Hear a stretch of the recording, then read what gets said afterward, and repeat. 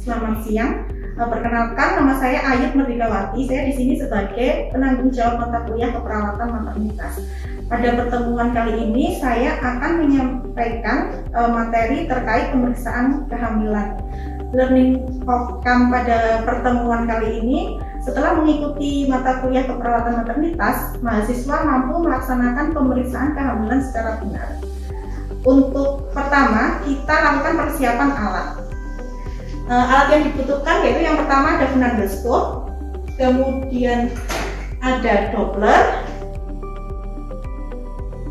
kemudian ada pelvimetri, ada termometer,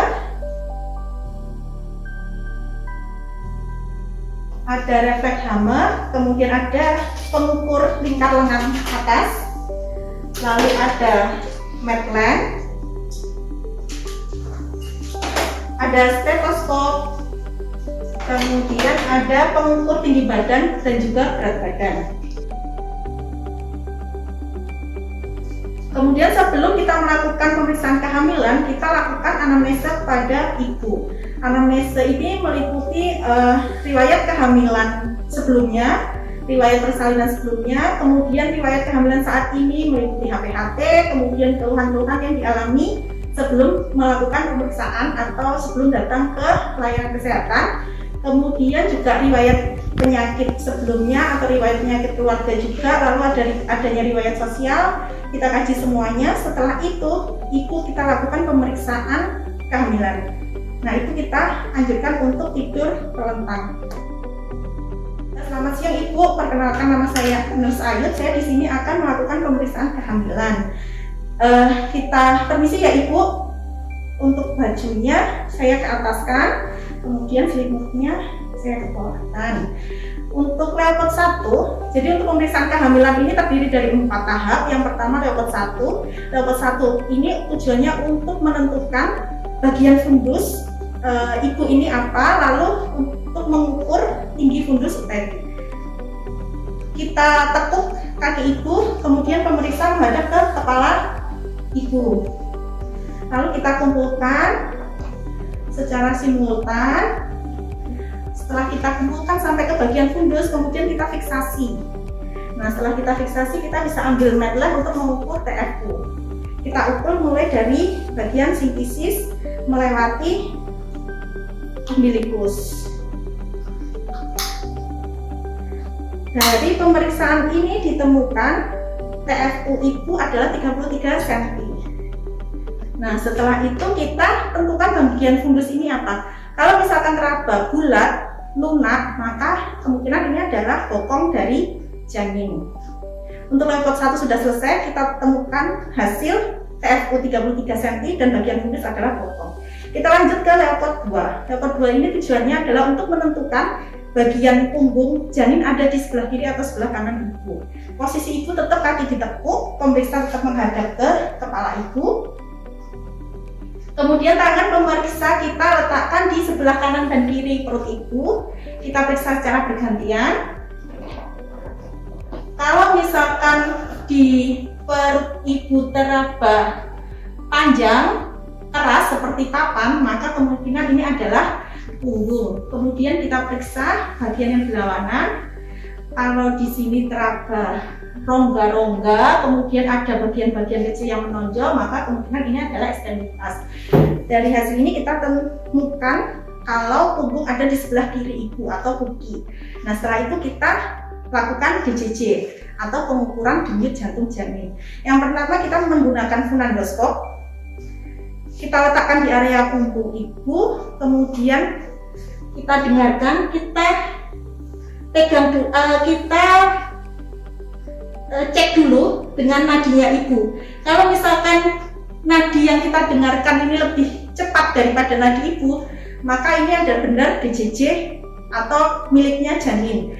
Tapi kalau misalkan nadinya yang kita dengarkan dengan yang kita rasakan di nadinya ibu sama, maka ini adalah milik ibu, kita cari di bagian lain lagi, seperti itu. Kemudian kalau sudah ketemu DJJ-nya, kita hitung selama 1 menit. Untuk cara yang kedua bisa menggunakan Doppler, alatnya seperti ini.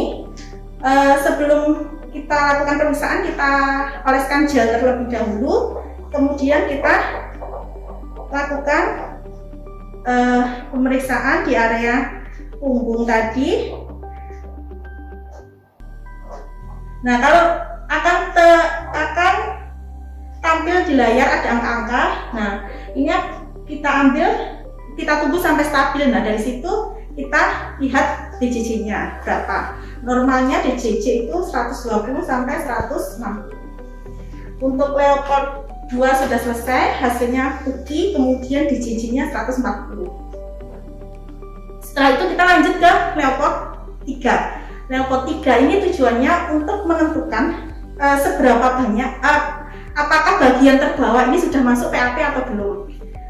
Nah, posisinya tetap kaki ditekuk, kemudian kita tangan kiri kita letakkan di bagian fundus, kemudian tangan kanan kita letakkan di bagian bawah, lalu kita gerakkan. Kalau misalkan di bagian bawah ini teraba keras, kemudian bulat itu kepala, kemudian kita gerakkan. Kalau misalkan lenting, geraknya lenting, maka belum masuk PAP. Tapi kalau misalkan geraknya itu susah, maka dia sudah masuk PAP. Kalau sudah masuk PAP, bisa dilanjutkan ke Leopard 4. Nah, ini hasil Leopard 3 sudah masuk ke PAP. Kita lanjutkan ke Leopard 4. Leopard 4 tujuannya untuk menentukan seberapa besar bagian bawah janin atau kepala tadi masuk PAP. Kaki pasien kita luruskan, pemeriksa menghadap ke kaki pasien. Nah, ada 2 cara untuk pemeriksaan di Leopard 4. Yang pertama menggunakan sudut konvergen divergen, yang kedua menggunakan perlimaan. Nah, untuk yang pertama, jadi tangan kanan ibu jari kita letakkan di bagian leher, di bagian bawah kepala, kemudian kita urut kita letakkan di bagian terbawah, di bagian kepala sampai ke simfisis. Kalau misalkan bertemu seperti ini, maka ini adalah konvergen. Jadi yang sudah masuk atau kepala yang sudah masuk itu sebagian kecil atau sedikit yang sudah masuk. Tapi kalau misalkan kepala janin ini sudah masuk PAP sehingga tangan kita tidak akan bertemu bagian ujung, maka ini adalah divergen. Divergen berarti sebagian besar kepala yang sudah masuk ke PAP, seperti itu. Nah, untuk yang cara yang kedua adalah perlimaan. Nah, perlimaan kita pegang bagian leher, kemudian kita letakkan di atas simfisis. Nah, kalau misalkan teraba bagian kepala yang teraba di atas simfisis ini ada 3, berarti 3 jari yang belum masuk, seperti itu. Demikian untuk pemeriksaan kehamilan. Dari hasil pemeriksaan Leopard 4 ini adalah hasilnya konvergen, jadi sebagian kecil atau baru sedikit yang masuk ke PAP. Setelah pemeriksaan selesai, kita sampaikan hasil pemeriksaan kepada ibu. Jadi ibu dari hasil pemeriksaan tadi janinnya ibu normal, kepala sudah ada di bawah dan sudah masuk ke jalan lahir. Kemudian punggungnya ada di sebelah kiri. DJJ-nya juga, denyut jantung janinnya juga normal 140. Ibu bisa melahirkan secara normal, tapi tidak menutup kemungkinan kalau ada penyulit ibu bisa melahirkan secara operasi sesar. Jadi ibu tetap harus kontrol ya. Nah, untuk kontrolnya berikutnya 1 bulan lagi. Demikian hasil pemeriksaannya. Sehat-sehat ya ibu. Nah, untuk demikian tadi untuk pemeriksaan kehamilan. Terima kasih banyak. Wassalamualaikum warahmatullahi wabarakatuh.